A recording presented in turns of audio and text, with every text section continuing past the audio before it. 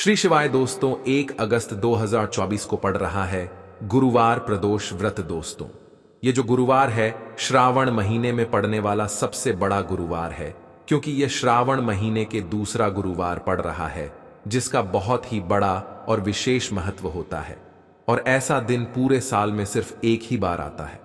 और दोस्तों, आप सभी लोग जानते हो कि गुरुवार प्रदोष व्रत का अगर सबसे बड़ा कोई उपाय है तो वह 11 चावल के दाने वाला उपाय है।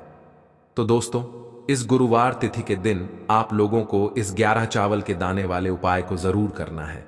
बहुत सारे लोग होंगे जिन लोगों ने इस उपाय को ना किया हो, मतलब पूरा साल निकल गया, उन्होंने किसी भी दिन इस 11 चावल के दाने वाले उपाय को ना किया हो।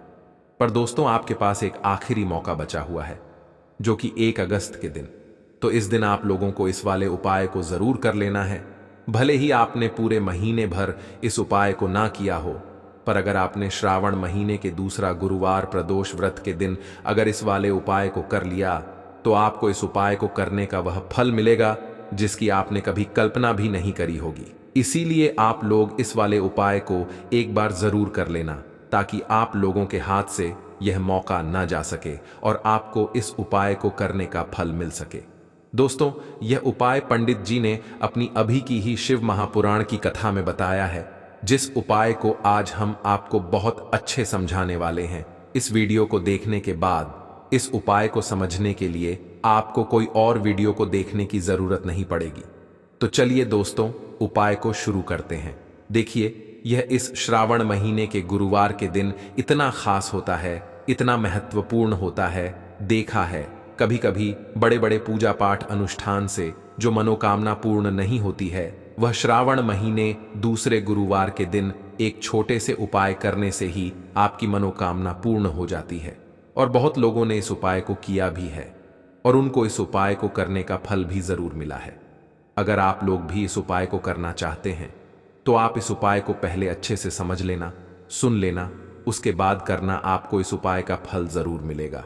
और इस उपाय को कर लेने से आपके घर में चाहे किसी भी तरह की दुख और समस्या क्यों ना चल रही हो, आपको उसका कारण भी नहीं पता है कि दोस्तों यह समस्या किस कारण से चल रही है। कुछ भी कारण हो सकता है, जैसे पितृदोष हो सकता है या किसी भी तरह का मंगल दोष भी हो सकता है। तो इस दिन आप लोगों को यह वाला उपाय कर लेना है। यह एक ऐसा उपाय है जिस उपाय को अगर किसी विशेष दिन पर किया जाए तो दोस्तों उस विशेष दिन का जो है वह फल हमें मिलता ही मिलता है। पर हमने उस दिन पर इस उपाय को किया है तो हमें उससे बड़ा फल मिलता है, और फल बहुत जल्दी मिलता है, क्योंकि आप इस उपाय को बहुत ही बड़े और विशेष दिन पर कर रहे हो। तो चलिए अब उपाय के बारे में बात करते हैं। सबसे पहले आप लोगों को यह जानना आवश्यक है कि आखिर यह उपाय किस समय करना है, किसको करना है और कैसे करना है। तो चलिए हम आगे आपको वीडियो में एक एक करके बता देते हैं। लेकिन उससे पहले अगर आप लोग हमारे चैनल पर पहली बार आए हैं या फिर मेरी आवाज पहली बार सुन रहे हैं, तो हमारे चैनल को सब्सक्राइब जरूर कर लेना और इस वीडियो को लाइक करके कमेंट बॉक्स में श्री शिवाय नमस्तु भयम ओम नमः शिवाय जरूर टाइप कर देना। तो दोस्तों, इस 11 चावल के दाने वाले उपाय को हमें इस गुरुवार प्रदोष व्रत के दिन कैसे करना है, किसको करना है, किस समय करना है और कहां पर करना है, यह सारे सवालों के जवाब आपको इस वीडियो में मिल जाएंगे। और जो यह वीडियो देखेगा जाना दोस्तों, इस 11 चावल के दाने वाला उपाय जरूर करना चाहिए, क्योंकि इस दिन एक चावल के दाने का भी बहुत ही बड़ा और विशेष महत्व होता है। और जब बात आ जाए 11 चावल के दाने की, तो यह पे सोने पर सुहागा वाली बात हो जाती है और यह एक बहुत ही बड़ा उपाय हो जाता है इस गुरुवार प्रदोष व्रत का। तो अब दोस्तों, इस 11 चावल के दाने वाले उपाय को आखिर करना किसको है, सबसे पहले हम लोग वह बात जान लेते हैं। तो देखो, घर की जो बड़ी माता बहनें होती हैं, उन माताओं बहनों में से कोई भी एक बड़ी माता बहन इस वाले उपाय को कर सकती है। और दोस्तों, अगर आप चाहे तो अपने घर में से सभी सदस्यों को भी इस उपाय को करवा सकते हैं। अगर किसी की खुद की कोई मनोकामना है, खुद की कोई दुख और परेशानी है जो कि वह अपने लिए ही करना चाहता है इस वाले उपाय को, तो वह खुद अपने लिए भी कर सकता है। बाकी अगर कोई घर में से ऐसा सदस्य है जो कि अपने पूरे घर परिवार की सुख और शांति के लिए यह वाला उपाय करना चाहता है, तो दोस्तों वह भी कर सकता है। उसमें भी कोई दिक्कत वाली बात नहीं है। कहने का मतलब यह है कि इस उपाय को हर एक सदस्य भी कर सकता है और पूरे घर परिवार के सदस्य के लिए घर की बड़ी बहनों में से कोई एक माता बहन भी कर सकती है। माताएं बहनें अगर घर में उपस्थित ना हो या वह यह वाला उपाय ना कर पा रही हो तो फिर घर का कोई बड़ा सदस्य भी इस उपाय को कर सकता है। उपाय है 11 चावल के दाने वाले उपाय को कर सकता है, चाहे फिर वह पुरुष ही क्यों ना हो, उसमें कोई भी दिक्कत वाली बात नहीं। अब दोस्तों, इस 11 चावल के दाने वाले उपाय को हमें करना कहां पर है? हमें इसे शिव जी के मंदिर में जाकर करना है। बहुत सारे लोग प्रश्न करते हैं, हर एक उपाय को करते समय क्या हम इस उपाय को घर पर कर सकते हैं? तो इस वाले उपाय को आप घर पर नहीं कर सकते हो। इस वाले उपाय को करने के लिए आपको शिव जी के मंदिर ही जाना पड़ेगा। उसके बाद में दोस्तों, जो अगला प्रश्न निकल कर आता है वह यह आता है इस उपाय को लेकर कि आखिर इस उपाय को हमें किस समय करना है, सुबह के समय करना है कि शाम के समय करना है? तो देखो, इस वाले उपाय को आप लोग सुबह के समय भी कर सकते हो और शाम के समय प्रदोष काल में भी कर सकते हो। अब अगर आप पूछो कि दोस्तों सबसे उत्तम समय कौन सा रहेगा इस 11 चावल के दाने वाले उपाय को करने का, तो हम आपसे बस यही कहेंगे कि इस उपाय को आप सुबह के समय करेंगे तो ज्यादा बेहतर होगा। बाकी अगर प्रदोष काल शाम के समय भी करेंगे तो भी अच्छा होगा, उसमें कोई भी दिक्कत वाली बात नहीं है। तो अब दोस्तों, जो अगली सबसे बड़ी और महत्वपूर्ण बात आती है वह ये आती है कि सुबह अगर हम उपाय को करेंगे तो हम कितने बजे से लेकर कितने बजे तक के बीच में करना है, और शाम के समय प्रदोष काल में करेंगे तो हमें कितने बजे से लेकर कितने बजे के बीच में करना है। तो देखो, सुबह जितनी जल्दी हो सके आप उपाय को करने की कोशिश करना।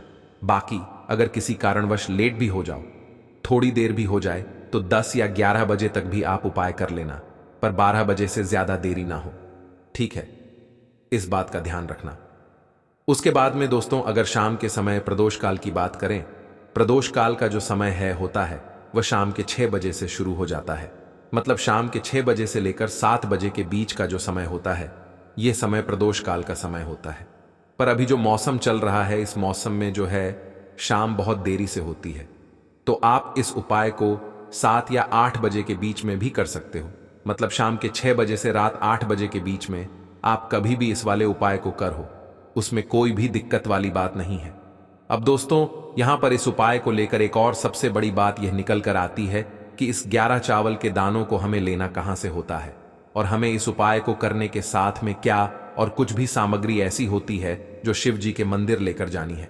तो देखो, यहां पर हम आपको बता दें, सबसे पहले आप लोग ये जान लो कि ये जो 11 चावल के दाने वाला उपाय है, और सिर्फ आप उपाय की सामग्री लेकर कभी भी शिव जी के मंदिर मत जाना, क्योंकि हमें भगवान के सामने ये नहीं दर्शा है कि अगर हम भगवान शिव जी के मंदिर आए हैं तो अपने फायदे के लिए आए हैं।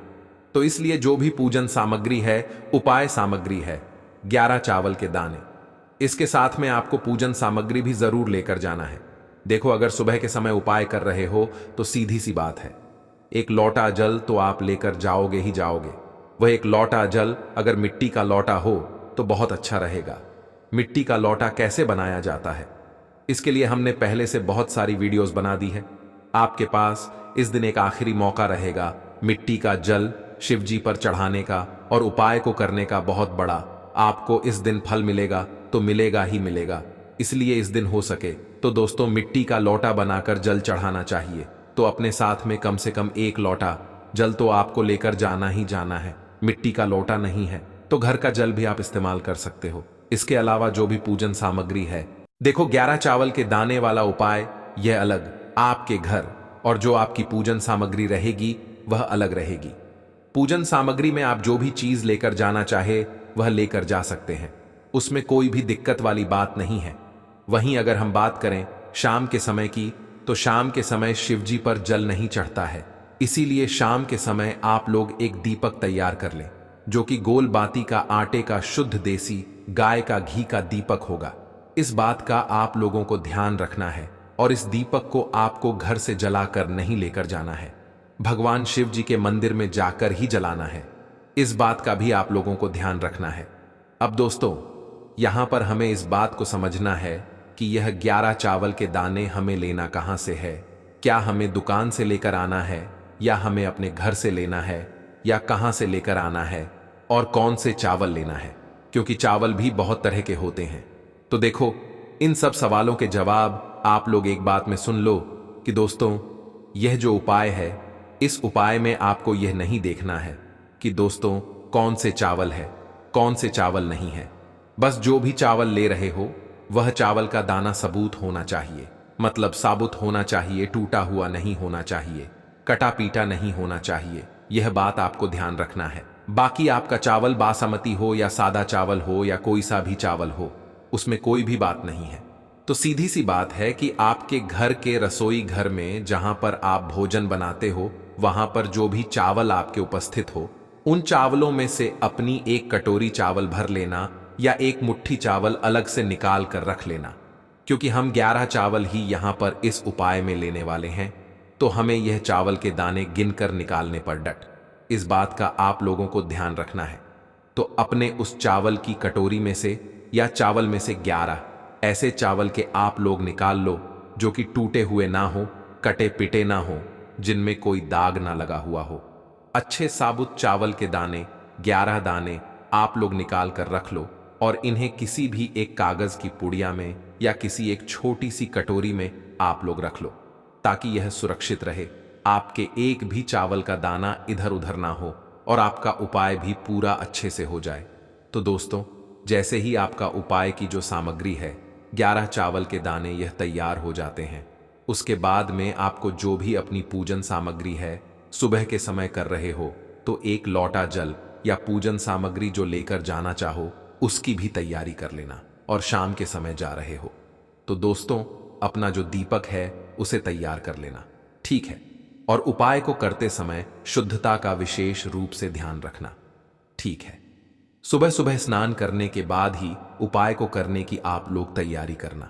उसके बाद अगर शाम के समय की बात करें तो शाम के समय स्नान करने की जरूरत नहीं है, पर शुद्धता का ध्यान रखना है। आपको स्नान तो नहीं करेंगे, आप हाथ मुंह धोकर भी इस वाले उपाय को शाम के समय प्रदोष काल में कर सकते हैं, इसमें कोई दिक्कत वाली बात नहीं है। तो आप अपने उपाय की पूरी सामग्री तैयार करके आपके पास ही में जो आपका शिव मंदिर हो वहां पर पहुंच जाइए। सबसे पहले शिव मंदिर में जाकर आप लोगों को उपाय नहीं करना है, पहले भगवान के दर्शन करना है। आप लोग अपना ये वाला उपाय कर रहे हो, जिस भी दुख और परेशानी के लिए आप लोग अपना ये वाला उपाय कर रहे हो, उसके बाद ऐसे ही आप अपनी मनोकामना बोल देते हो, आपका ये वाला उपाय पूरा हो जाता है।